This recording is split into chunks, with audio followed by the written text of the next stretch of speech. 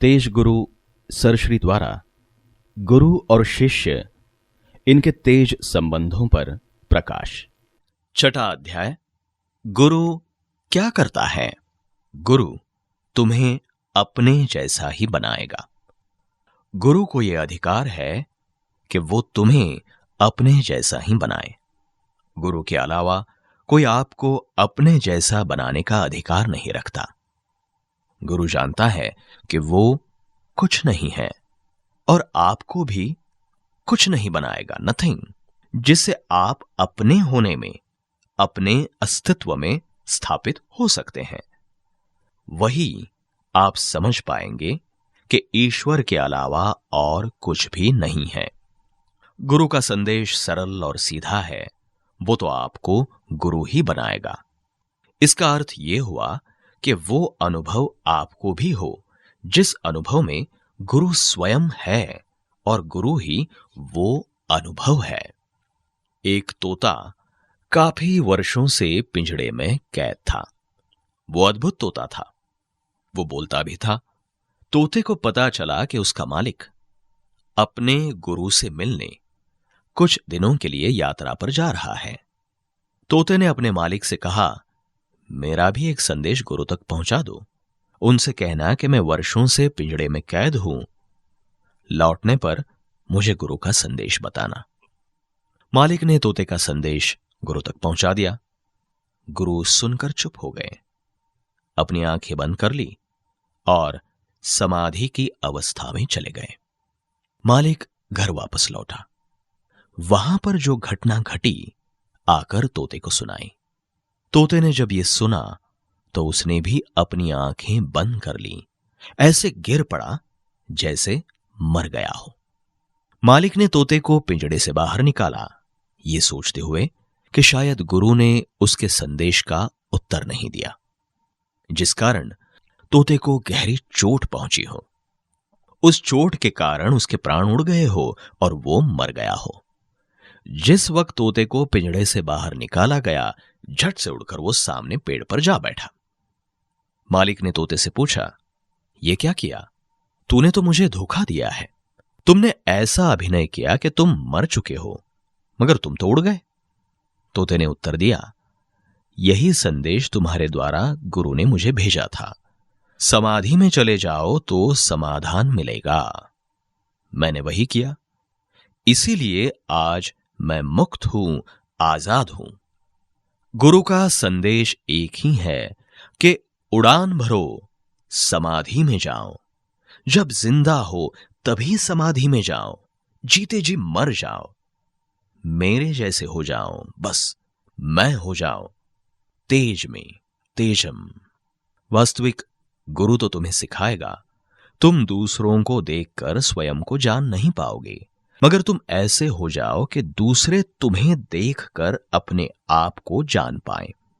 स्वयं ही स्वयं को जानो, स्वयं ही अपने आप को पहचानो। तुम औरों के लिए भी प्रेरणा बन सकते हो। अब तुम गुरु हुए, अब तुम दूसरों के भी संभावनाओं के द्वार खोल सकते हो। इसलिए अब दूसरे आपको देखकर अपने आप को जानने की यात्रा पर निकल सकते हैं। गुरु शिष्य को शिष्य नहीं बल्कि अपने जैसा ही बनाएगा, अपने से कम नहीं। गुरु तो तुम्हें तेज ज्ञानी बनाएगा। जब भी आप इस तरह के शब्द सुनते हैं कि गुरु आपको ये बनाएगा, वो बनाएगा, गुरु आपके लिए ये करेगा, वो करेगा इत्यादि, मन तो कल्पना करेगा कि गुरु को कैसे समझा जाए, क्या है उसके काम करने का ढंग। मन को यह समझने में दुविधा होगी।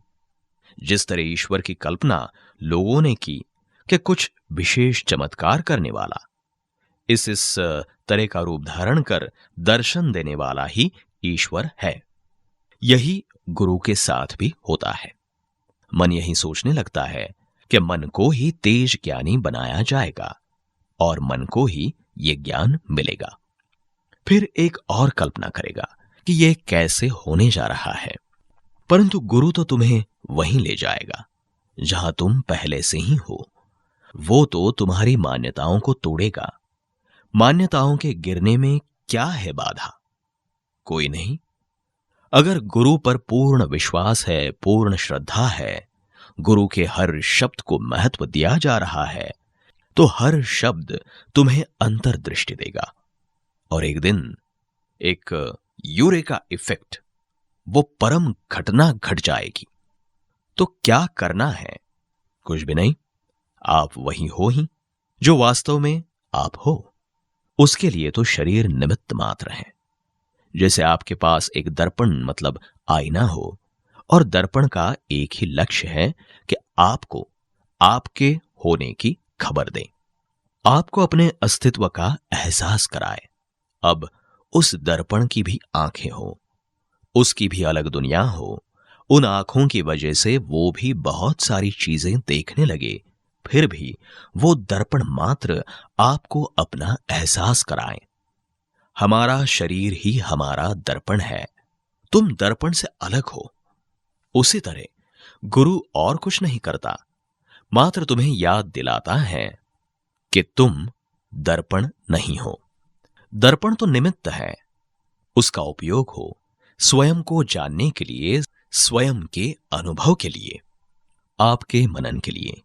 अगर तुम अपने आप को जान गए तो तुम सदा अपने गुरु के साथ हो, चाहे तुम शरीर से उनसे दूर रहो। तेज गुरु सरश्री गुरु सेवा का फल। धौम्य ऋषि ने अपने खेतों में काम करते हुए देखा कि खेत में बांधा हुआ पानी खेत से बाहर बह जाता है। ऋषि ने अपने शिष्य आरुणि को आज्ञा दी कि धान के खेत की मेड़ बांध दो ताकि पानी खेत से बाहर ना जा सके। आरुणि ने खेत पर काम शुरू किया, मगर जल के प्रवाह की वजह से मेड़ बार बार बह जाती थी। आखिर आरुणि टूटी मेड़ के स्थान पर आड़े होकर लेट गया। उनके शरीर से पानी का प्रवाह रुक गया। शाम हो जाने की वजह से गुरुजी उसे देखने खेत पर आए। उन्होंने आरुणि की अवस्था का कारण जानकर उसे कहा, बेटे, मैं तुम्हारी सेवा से प्रसन्न हूं, उठो और कहो तुम्हें क्या चाहिए। आरुणि ने हाथ जोड़कर सत्य ज्ञान की याचना की। गुरु कृपा से आरुणि ने आत्म साक्षात्कार प्राप्त किया।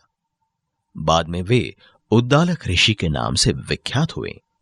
आज भी उनका नाम श्रेष्ठ गुरु भक्तों में लिया जाता है। सच्चे गुरु के संग में चढ़े भक्ति को रंग, नित्य सवाया वह बड़े, कभी न होवे भंग। तेज गुरु सरश्री। इस विषय पर और विस्तार से मार्गदर्शन पाने के लिए आप इन पुस्तकों का लाभ ले सकते हैं।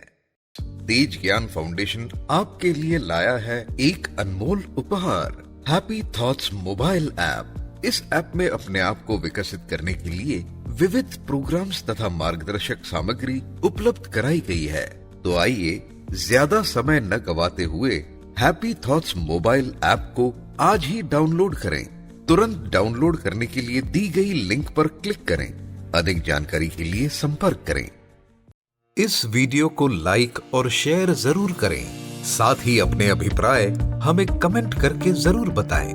हमारे हैप्पी थॉट्स तेज ज्ञान और सर श्री तेज ज्ञान चैनल को आज ही सब्सक्राइब करें और लेटेस्ट अपडेट्स सबसे पहले पाने के लिए बेल आइकन को दबाएं।